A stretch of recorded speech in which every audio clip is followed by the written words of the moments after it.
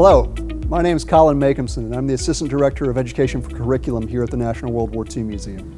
And I'm Rob Wallace. I'm the STEM Education Specialist. And you're joining us here today at the National World War II Museum in New Orleans, and we are in our U.S. Freedom Pavilion, the Boeing Center. And behind Rob and myself, you see some examples of the museum's collection of World War II aircraft. Rob, what are some things that our viewers might notice at first glance at some of these aircraft? Well, if you look closely at the planes, you might notice that they have different sizes of wings and different shapes of wings, different positions where the wings attach to the body of the plane.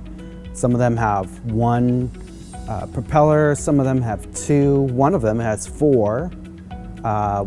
Most of them have straight wings. Some of them have, one of them has a bent wing. One of them has lots of panels with lots of holes in the wings. And so when you notice all that, you might wonder, like, why are these planes different? Why does one have one feature and not another? So what do you think? What do you wonder about these planes? Yeah, why would 75, 80 years ago, in the middle of World War II, why would we make different planes? Why would we make them different sizes? Why would we make them so they would have different crew sizes, different wing shapes, different wing size? Why not just make them all the same? Wouldn't that be easier, Rob? It would be. It would be way easier just to have all the factories making one kind of plane. But that wouldn't really work. And why wouldn't that work, Rob? Well, some of the planes needed to carry a lot of stuff, like a lot of equipment or big heavy bombs. And some of the planes needed to go a long ways. Some of the planes needed to go fast and be able to avoid other planes in fights. And some of them had to go slower. So they all had different purposes. Some of them needed to be able to target things, and some of them didn't. So they all had different needs, and so they had different functions. And we're going to talk about some of the jobs specifically that these planes performed during World War II. But importantly, even though all of these planes look different and have different jobs, like Rob said, all of them have a few things in common, and that is the principles of flight, which enable them to stay in the air and perform their jobs effectively. So when we say principles of flight, we're not talking about your high school principal or your middle school principal. We're talking about rules, guidelines for how things work. And when a scientist looks at how things are moving, or an engineer tries to design something to move in a particular way, we look at the forces that are acting on an object. And so for planes, we have four forces. Colin, do you remember what the four forces are? Absolutely. So our four forces that act on aircraft from 75, 80 years ago and aircraft today are lift, thrust, drag, and the force they have to overcome is gravity. That's right, and you can't get away from gravity unless you go into space. But that's another video. Rob, you just mentioned gravity. We're going to talking about the forces of flight. The force of lift is exactly what it sounds like, and it's the force that is fighting against gravity that allows an aircraft to lift itself up off the ground. And you can't have lift in airplanes without thrust, because the thrust leads to the lift. The thrust is the forward motion of the plane, in this case caused by the propellers. Today, mostly by jet engines and planes you'd fly today, but back in World War II, most of the planes used propellers to get their thrust. The final principle and force that we'll talk about, we have our lift, thrust, trying to overcome gravity, but also trying to overcome drag. And drag is also exactly what it sounds like you're dragging something heavy. Drag is friction that an aircraft, big or small, modern day or old from World War II, has to overcome as it moves through a fluid as it flies through the air. I don't like to talk about it because it's a drag. It's a drag.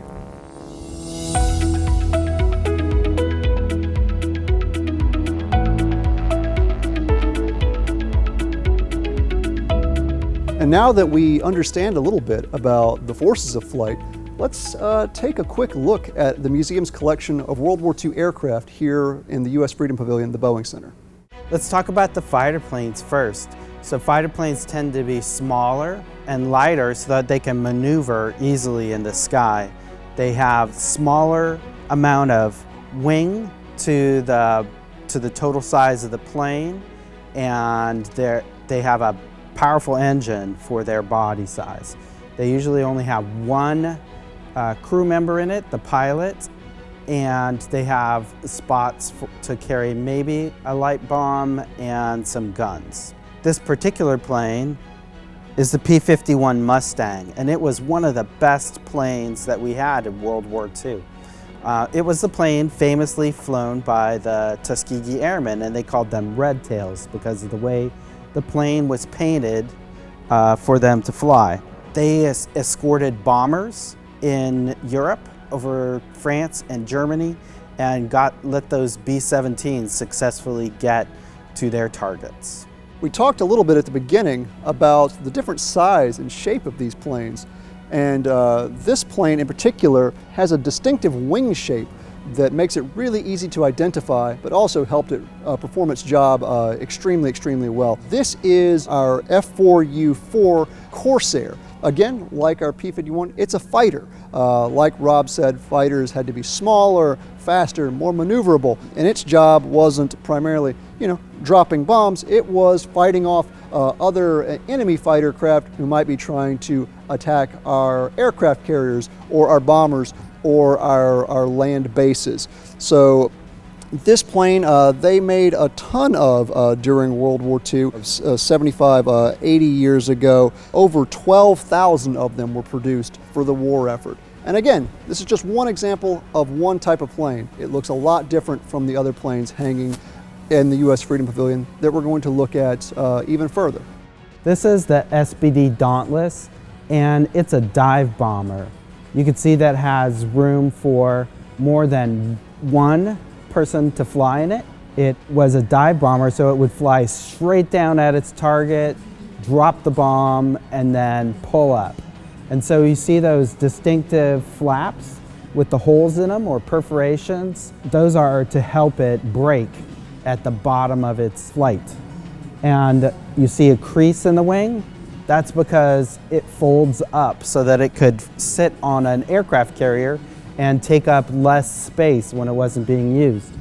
Also interesting is that this particular plane that we have hanging here, it was in the bottom of Lake Michigan. It crashed during a training flight and was rescued a couple decades later and brought here to the National World War II Museum.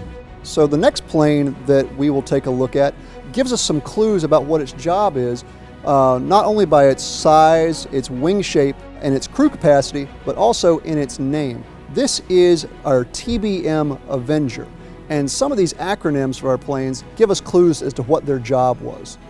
The TB in TBM Avenger stands for torpedo bomber. Torpedoes are weapons that can be dropped along the surface of the water, and they propel themselves forward to strike enemy ships. So the job of the TBM Avenger was to get really low over the water, drop its torpedo, and the torpedo would then speed towards its target while the TBM Avenger would be able to pull up and get away. Famously, the TBM Avenger, not our TBM Avenger, but a TBM Avenger, was piloted by President George H. Walker Bush when he was shot down as a naval pilot in 1944. He survived the crash, of course, and would later become President of the United States.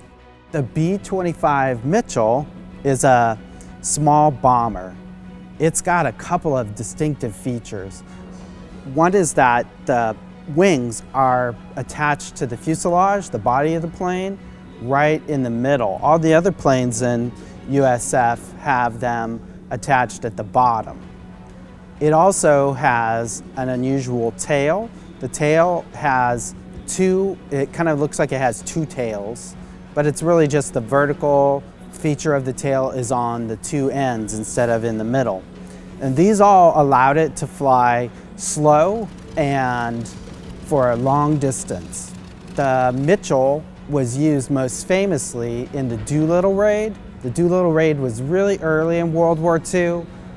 We didn't have aircraft that could really fly all the way to Japan, but we wanted to make some sort of a strike against Japan soon after Pearl Harbor. So in spring of 1942, we sent a bunch of B-25 Mitchells from aircraft carriers to fly over Japan, drop bombs, but they couldn't return. They would be out of fuel. So they all crash landed either on the other side of Japan or in the Soviet Union at that time. So the B-25 Mitchell was our longest range plane at the beginning of World War II. And the features that we talked about, the position of the wings and that wide tail wing, both contribute to its ability to fly a long ways. And the last plane we'll look at today is the biggest plane in the museum's collection, the biggest plane in the U.S. Freedom Pavilion, the Boeing Center, and that is our B-17. The B-17 had a nickname during World War II. They were called the Flying Fortress. So named because you can just look at this plane and see how big it is, but also you can see from the top to bottom, the front, the belly, and the rear, you see guns coming out almost in all directions. This was a bomber. Its job was to fly in formations of other bombers and carry lots of bombs to drop on enemy military targets. It's a bomber. It's not as fast as our fighters, so it can't outmaneuver other planes trying to shoot it down. So that's why it's so heavily armed. It's a bigger plane, so it has a much bigger crew than our fighters of people doing different jobs in our plane. You have a navigator, you have a pilot, a co-pilot, all of our gunners, a bombardier who tells the crew when and where to drop their bombs. This plane itself, like a lot of planes that you'll see from World War II, it was an old naval tradition of not wanting to sail on a ship with no name. It was considered bad luck. So that passed on into World War II and was adopted by the Air Corps and what would become the Air Forces. So you see a lot of names on these planes, and the name of our B-17 is My Gal Sal, sort of a familiar, playful name, and a lot of these planes did have female names attached to them. My Gal Sal didn't fly very long. She was flying over to England and she crash landed in Greenland and sat on the ice after her crew safely evacuated for many, many years until My Gal Sal was found, recognized, returned to the United States, repaired, and finally hung here in the U.S. Freedom Pavilion, the Boeing Center at the National World War II Museum. So you've looked at lots of different planes with lots of different sizes and shapes and features. They're all designed for different purposes. We're going to challenge you to make your own plane for the purposes that you choose. And Colin's going to lead you in those activities. That's right, Rob. We're going to leave the U.S. Freedom Pavilion, the Boeing Center, and we're going to travel on next to our STEM Innovation Gallery, where, like Rob says, we are going to challenge you to design your own airplanes for your own purposes. And we're also going to let you get hands-on as you explore the principles and forces of flight to see if you have what it takes to keep them flying. We hope you'll have fun doing that, and we hope that you'll share with us any questions you have and what you make.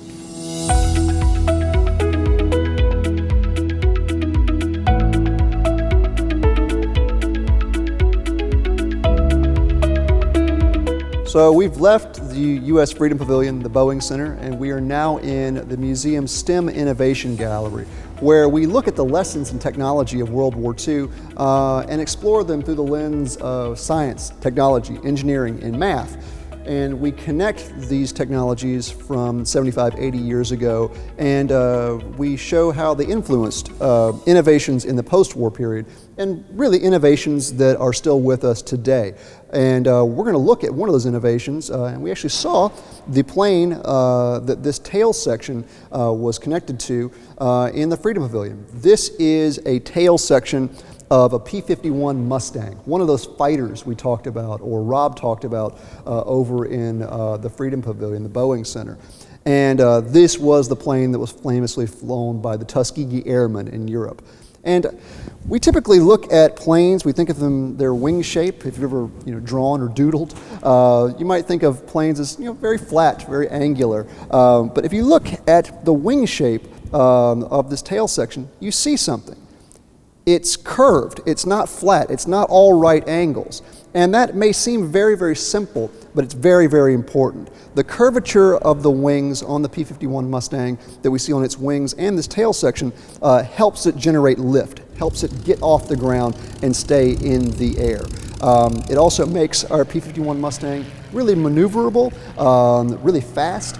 And also, the wing design doesn't stop with just the curvature. If we look inside, we can see underneath its level of plating, it's just a nice frame. So we don't want to make our fighter planes too heavy, making them easy prey for other enemy aircraft. We want to make sure that they're sturdy enough, but make sure that it gives our plane all the advantages of speed and maneuverability.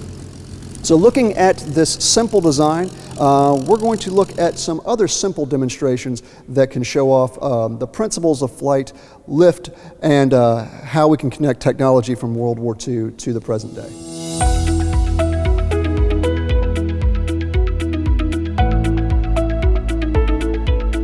After looking at our plane wing, let's talk about what wings help planes do. They help our planes fly and stay stable, but how? You may not think about it because we can't see it, but air does have weight, and moving air particles is a force. This was first started to be noticed in the 16 and 1700s by scientists and mathematicians. One of them, very important fellow, was this guy, Daniel Bernoulli, a Swiss mathematician who came up with something called Bernoulli's principle that's very, very important to the study of what is fancier called fluid dynamics. And what concerns us is how Bernoulli's principle affects a plane's ability to fly. So attached to the webpage where you're watching our video about flight is a downloadable copy of this. This is something called a Bernoulli strip. Bernoulli's principle talked a lot about air pressure, and what this strip can demonstrate for us is how this affects flight. Bernoulli's principle says as air moves faster, air pressure decreases, which generates lift. And you can blow across your Bernoulli strip and you'll see it's slowly rising up. And this is the same principle that's in effect that helps our airplanes get off the ground.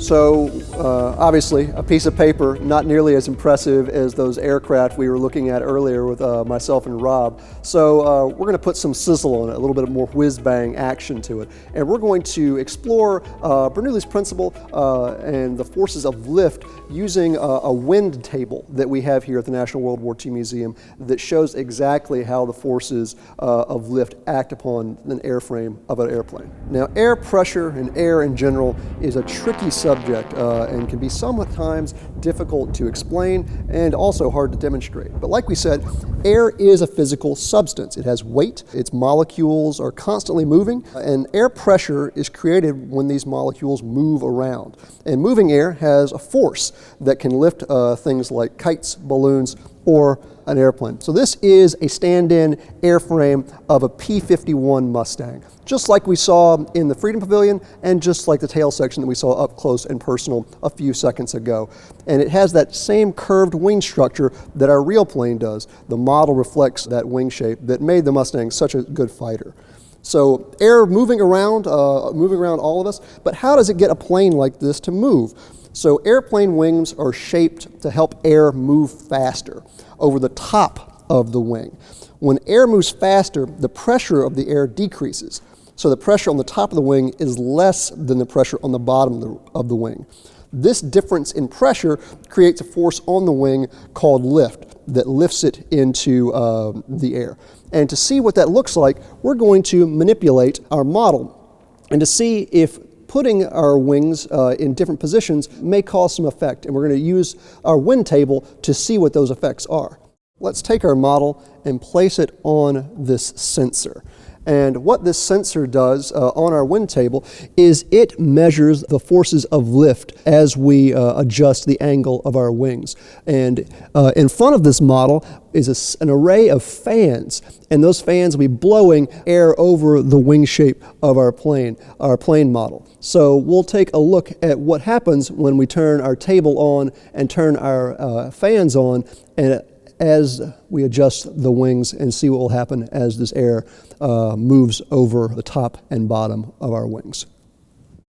Right now, going steady, straight ahead, if we adjust our model's wings thusly, the lift scale on our wind table will indicate that our lift is going down. But if we adjust our model's wings thusly, the up force is greater as the air moves over the top and bottom of our wing shape. So one thing our model on our wind table doesn't have that's very, very important is that tail that we looked at earlier on when we came into the gallery. This P51 model, we use it to demonstrate the difference in air pressure and what that can do to the forces of lift that act on it. Our real P51 has a tail to stabilize it, to help it stay in control for its pilots, and also to make sure it's extremely, extremely maneuverable. We're going to head over and keep looking at air and air pressure in one of our wind tubes, where we're going to make and model, see if we can keep something in the air that you guys can try out at home or in your classroom.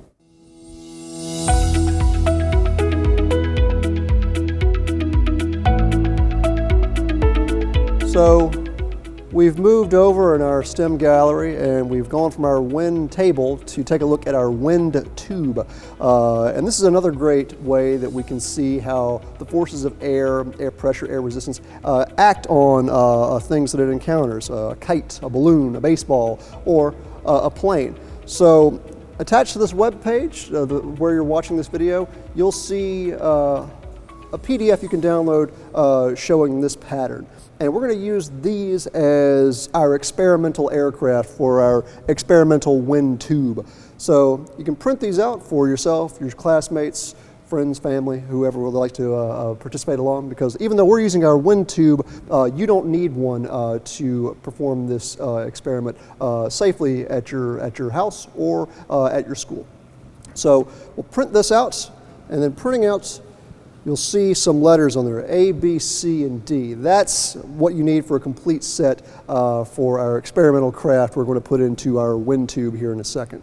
So you're going to cut between the A and the B, folding them light so, kind of like they got hair, like little tassels up top. And then our C and our D, you're going to clip right there and right there on both sides, and we're going to fold that in. So you're going to be taking your A, B, C, and D, you're eventually going to have something that kind of looks like a T right there. And then at the very bottom where we have our dotted line, you're just going to fold that up. So you've got your T ready to go.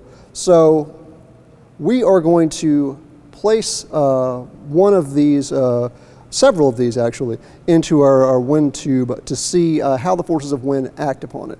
So we're going to be looking at air pressure, air resistance, but also what planes and anything else that flies is trying to escape, namely gravity. Now, this thing's made of paper, so putting it in our tube, at the bottom of our tube, I have a fan. Not as many fans as our wind table, but enough to get some airflow going through our tube. So gravity's trying to pull us down, and this lift that's being generated once we put our experimental craft in our wind tube, we'll see what happens. And another thing to consider too is this is made of paper, so obviously it's not too heavy. Planes during World War II or today are not made of paper. They have mass, they have weight. So it's important to think about, especially going back to our model and our wind table and the planes that we saw. We want to make sure that they're sturdy enough that they keep our pilots safe during World War II, that they're sturdy enough that they can take some damage and won't crash immediately, but also making sure they're not too heavy. that they can get off the ground, that they're not too slow, not maneuverable enough, and can really do their jobs effectively. So like I said, we're going to place our experimental craft into our wind tube. You don't need a wind tube. You can do this with a fan. You can do this with a hair dryer. You can do this with really anything that creates air pressure.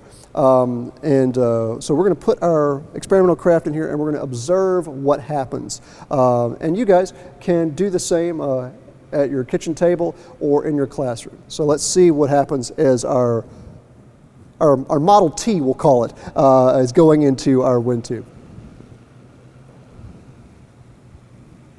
So in and immediately out. And like good scientists, you can replicate this and check your results to see if it's the same each time. Now it comes out very, very fast. What we might do if we wanted to create sort of a balance to keep our experimental craft in our wind tube longer? If we wanted to make it more stable, so it doesn't go up and then down, that it maybe hovers inside or at least stays in the tube longer. You can experiment by increasing the mass of your experimental craft. I'm going to use a very, very common office item. I'm going to use some paper clips to see if I can get our experimental craft to stay in our wind tunnel a little bit longer. All right, slowed it down a little. Let's see if we can get it to maybe even hover.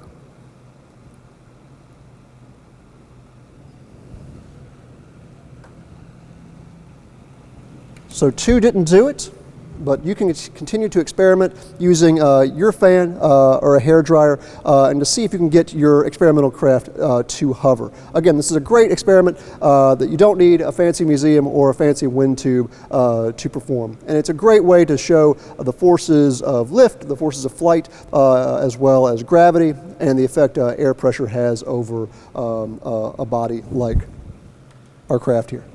So we hope you've enjoyed taking a look at some of our museum's artifacts and learning about the science and technology at the root of some World War II technology.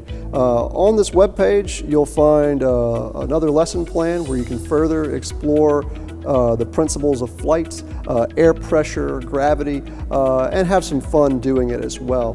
So on behalf of myself and Rob Wallace and the National World War II Museum, thanks for hanging out with us today, and we'll talk to you again after a while.